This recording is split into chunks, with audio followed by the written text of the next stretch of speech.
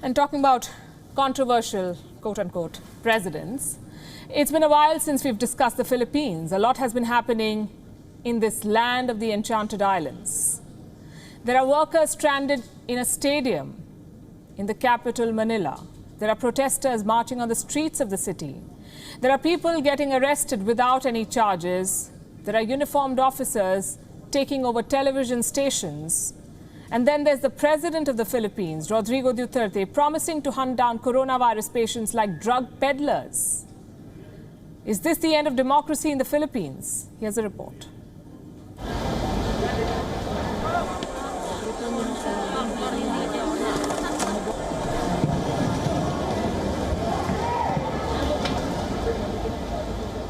This is not a refugee camp. These people are not asylum seekers. These are Filipinos stranded at a stadium in their own country. They were brought here to be tested for the coronavirus before they could return home. But they have been stuck here for weeks, crammed into stands, and forced to break social distancing rules.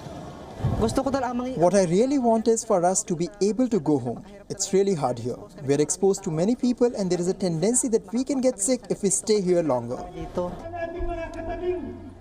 Outside the sports complex in Manila, thousands more are breaking social distancing norms, but for a cause. They are protesting against a controversial anti-terrorism law,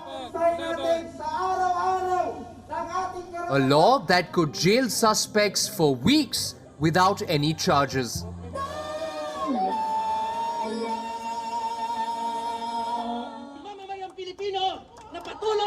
Not too far away from the site of these protests, another emotional demonstration has been underway for days.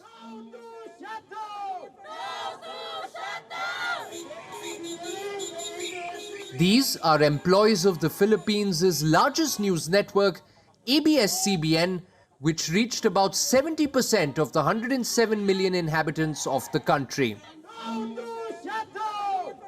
But not anymore. This news network has been shut by the government and the journalists have lost their jobs. Why? Because it was highly critical of Rodrigo Duterte, the president of the Philippines. This attack on legitimate media, together with the recently passed anti-terror law, is a throwback to the time of autocratic rule under Marcos. Citizens, you have been warned. Your civil liberties have been eroded. Your democracy is shrinking fast. Democracy is indeed shrinking fast in the Philippines. Rodrigo Duterte's policies during this pandemic are pushing his country towards authoritarianism.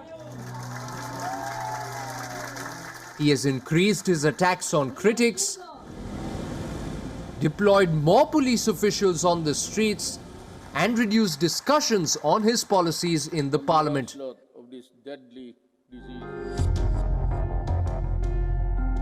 In a recent decision, Duterte has ordered the police to raid homes and force test people for coronavirus infections.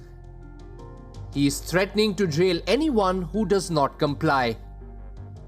A plan that human rights groups say will empower abusive officers who are already waging a bloody war on drugs. Since 2016, 6,000 narcotic users and dealers have been killed in Duterte's war on drugs. Now, the president plans on treating hidden coronavirus patients in the same way as drug peddlers. All this as he himself peddles bizarre methods for the poor to avoid getting infected. Watch how. What I said is true. Drink some alcohol. If alcohol is not available, especially for the poor, then you just go to the gasoline station and pour drops of gasoline in your hands. That is your disinfectant. And if there's nothing else, this is what you do. Rodrigo Duterte is clearly drunk with power. And he's making the Philippines dance to his tunes. Bureau Report, WION, World is One.